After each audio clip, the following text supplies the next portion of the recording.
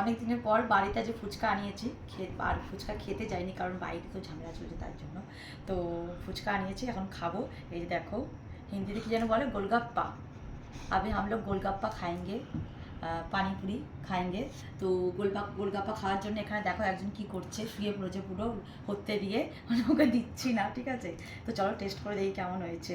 তাহলে তুমি ওকে দেবে না? ফুচকা দেখেই জিভে জল চলে আসে। মুখটা দেখো না, মুখটা দেখো। ও থাক, দেবো না।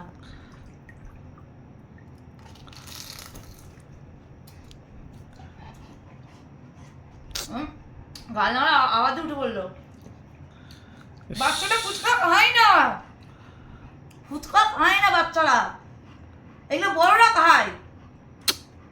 হ্যাঁ আমার কম করো, বাচ্চারা ফুচকা খায় না।